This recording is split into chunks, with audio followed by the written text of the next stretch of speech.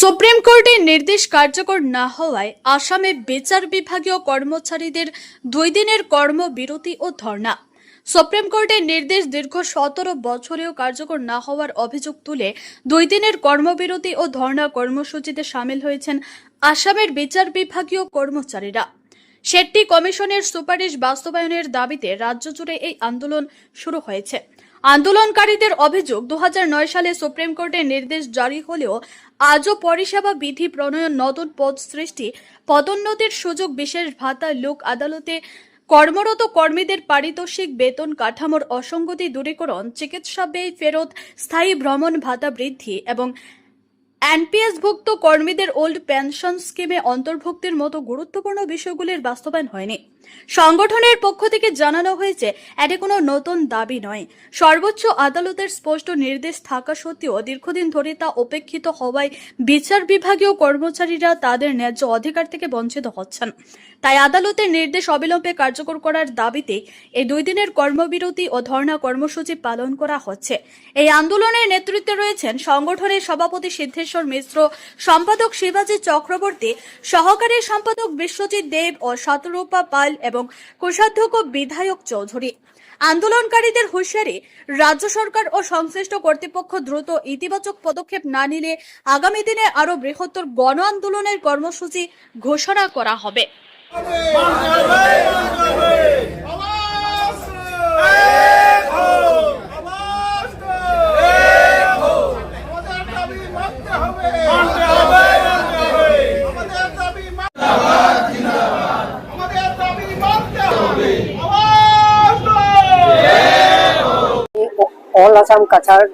All Assam Judicial Employees Association Kachar District United President Shri Siddheshwar মিশ্র।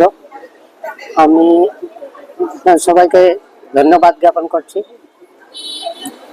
আজকে আমরা যে এজিটেশন প্রোগ্রাম, সেটা আমরা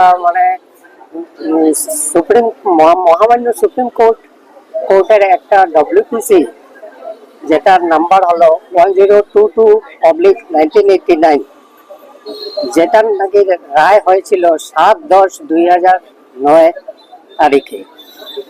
এই রায়ে আমাদের ন্যায়িক কর্মচারীদের দাবি দেওয়া সম্পূর্ণরূপে স্বীকার করা হয়েছিল এবং এই ইমিডিয়েটলি গভর্নমেন্টকে বলা হয়েছিল এটা ইমপ্লিমেন্ট করার জন্য। কিন্তু সেই ইমপ্লিমেন্টেশনটা আজ 26 বছর হয়ে গেল, আজ পর্যন্ত কোনো ইমপ্লিমেন্ট হয়নি। এই দাবিগুলো জন্যই আজকে আমাদের রিপিটেডলি এজিটেশন করতে হচ্ছে। আমরা অনেকবার চেষ্টা করেছি উচ্চ আদালতে, সেটা আমাদের দাবিগুলো নিয়ে বারবার উত্থাপন করেছি, আমাদের দাবিগুলো নিয়ে। তারপরে গভর্নমেন্ট অফ আসামের কাছে আমরা প্রপোজ করেছি যে আমাদের এই দাবিগুলো যেন উত্থাপন করা হয়, ইমপ্লিমেন্ট করা হয়। কিন্তু এতদিন হয়ে গেল, আমাদের আর দিন দিন ধৈর্যের সীমাটা পেরিয়ে যাচ্ছে, আর যেন হচ্ছে না।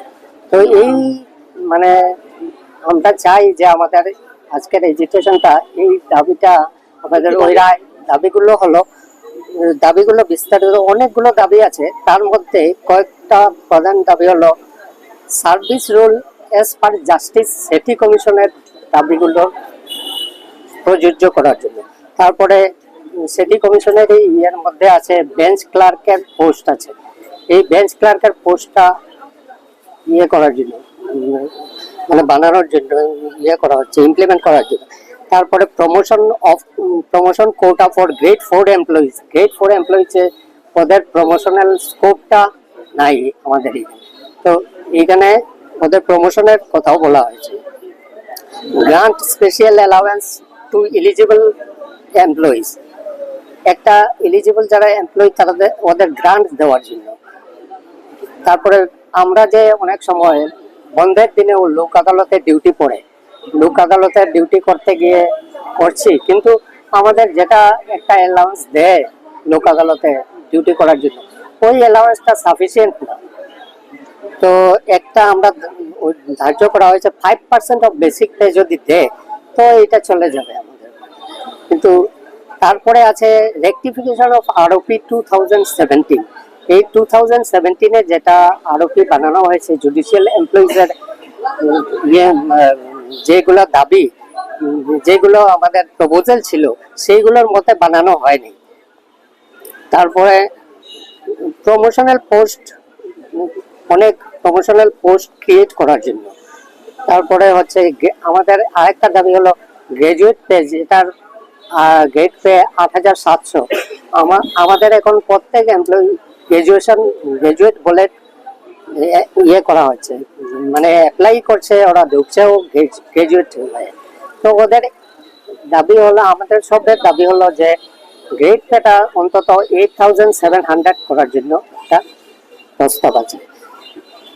তারপরে গ্রেড 4 এমপ্লয়ির গ্রেড পেটা 4,400 করার জন্য একটা দাবি আছে। তারপরে আমাদের ডিপার্টমেন্টে প্রসেস সার্ভাররা আছে, ওনারা অনেক দূর দূর যেতে হয় ওনাদেরকে প্রসেস সার্ভ করার জন্য। তো সেই হিসাবে ওনাদের পেট্রোল খরচ, তারপরে খানিদানির, ওরা বাইরে যদি দূরে যায় তো খানিদানিরও খরচ একটা আছে। সেই খরচ মানে কিছু অ্যালাউন্স একটা দিতে লাগে, কিন্তু যে অ্যালাউন্স দিচ্ছে এখন, এই অ্যালাউন্সটা খুবই নগণ্য, মানে এটা গ্রহণযোগ্য নয়। তো এইটা বাড়ানোর জন্য আমাদের একটা দাবি আছে। তারপরে মেডিকেল রিইম্বার্সমেন্ট ফেসিলিটিটা গভর্নমেন্ট যে ফেসিলিটি দিচ্ছে এটা পার নর্মস নাই।